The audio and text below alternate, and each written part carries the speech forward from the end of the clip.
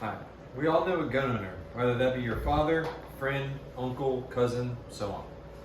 In America, a big debate going on right now is our rights to own and bear firearms. I know I feel safer not only for myself, but for the people around me, knowing that there are people just like me that are trained and ready to protect.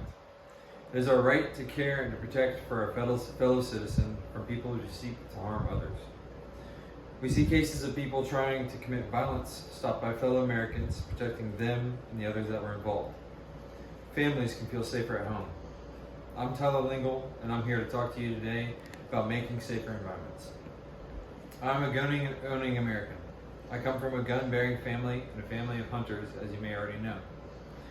I have been to a handful of training classes as well as safety classes. My father and mother are both licensed carriers and have been to both gun safety classes. Growing up, I have always felt safe and protected in the walls of my home. This is not a common statement in the U.S. Some families have had the experience of needing to protect their family with firearms.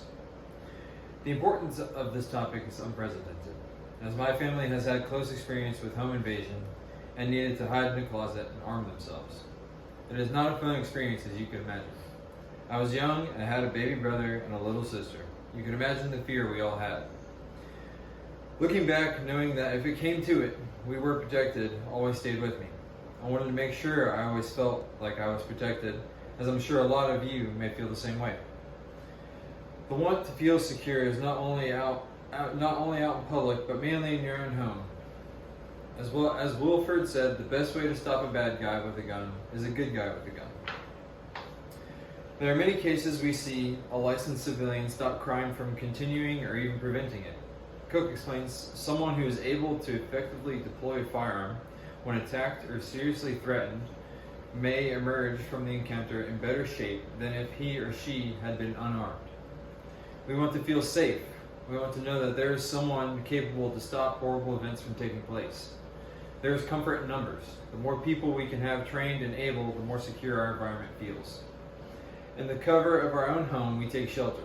We have this castle that protects us from the outside world.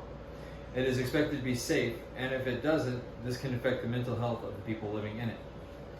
In this case, it is from the violence of the outside home you feel safe. This barrier is broken, and now you fear for your life or that of your families. Owning a firearm gives you security. It doesn't have to be the first line of action, and I recommend that you don't use it at first if you don't have to. But in case worse turns even worse, it is reassuring to know that you have something to protect you. To be able to protect the people you love is important, especially in the shelter of your own house.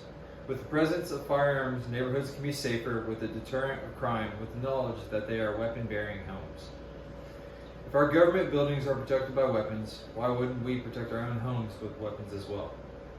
We are just as important as these places, and our homes should be known to be protected by the same force as our government buildings. Another responsibility that we face is being self-reliant. As Stroud explains, I'm going to depend on society, or I'm going to take responsibility for my own safety and my family's safety. Even though we feel safer owning these in our homes, we still need to have the aid of some laws that don't infringe on the rights that we have. McLively goes on to say, in addition to the lack of universal background checks, there are many other basic features of gun laws in other nations that are completely absent at the federal level here in the United States. This is an important point as we feel safer with guns, but even safer with laws regarding gun ownership. These laws don't need to be overbearing, but at least a defense from the wrong person purchasing a firearm. I feel that we would all feel a little safer knowing that there are protections in place and protocols to follow when it comes to purchasing a firearm. In the end, it is to protect. Safety is subjective, but I recognize I feel the safest knowing we are protected. It is important to teach children the importance of gun safety as well.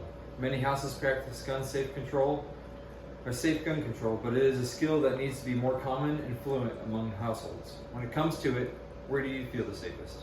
And are you really that safe? Thank you.